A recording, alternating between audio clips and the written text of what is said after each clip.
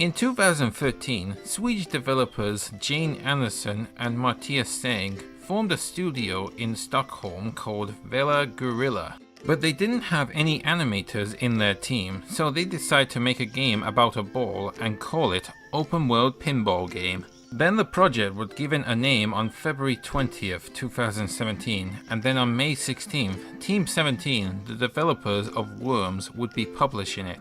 Now, a year later, the game is ready to roll out on PC, PS4, Xbox One, and Nintendo Switch. But can this open world pinball game be an alternative to the ones you find in the bars from the 80s? Welcome to the HUD everyone, I'm Zacharoni, and today I'll be your waiter who will be going through some of the features the game has to offer. So without further ado, please be seated, and here are the toppings on Yoku's Island Express.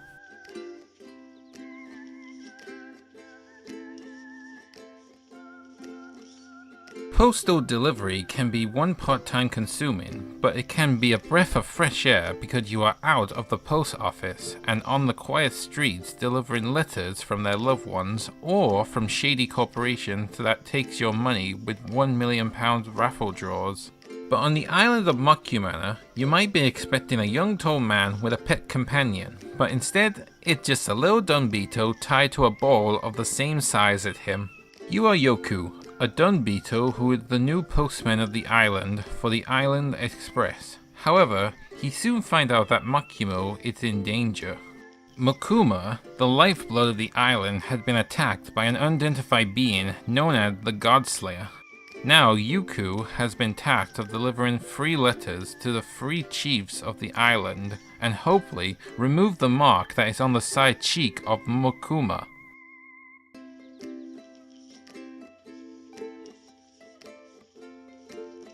Island Express is sort of an interesting blend of 2 genres. Metroidvania with a 2D free-roaming map with parts that can't be accessed without a certain item or ability. The other is Pinball. Yeah, that's right, every area on the map has its own pinball section with flippers where new paths are unlocked by collecting purple objects in order to proceed to the next area.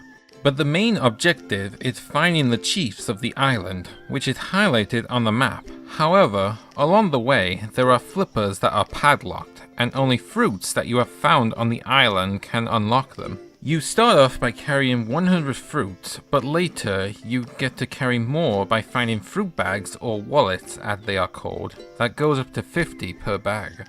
And there are these wickerlings that can be found in the environment, and they are used to light up these lamps that are all over the island. And there's a reason for them, but that's for your eye to discover.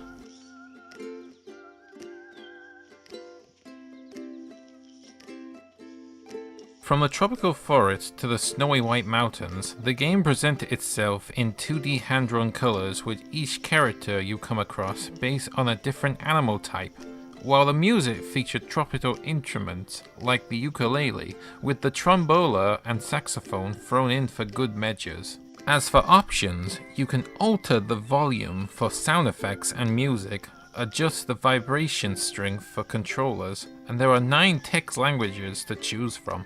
As for PC players, they can set it to full screen, borderless or exclusive. Video resolution goes from 720p to 1080p or set it to desktop mode, and can set texture qualities from normal to low.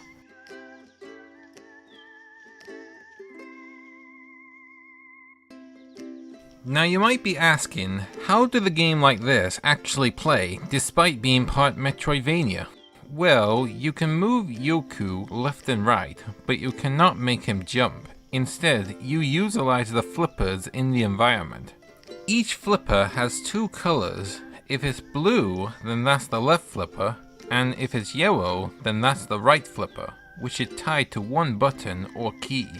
Every area has the obstacles that are featured in a proper pinball table, like bumpers, lights that come on when the ball goes past them, and a little spinner that spins around when the ball goes through it.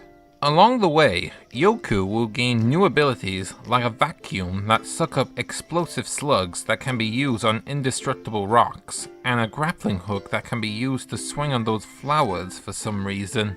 While there aren't any enemies you encounter, there are boss fights that are featured in the main objectives. Luckily though, you can't die in this game. However, throughout my playthrough, a cutscene is quickly played every time I go down a prickled butch too many times, but the reason for it remains a mystery.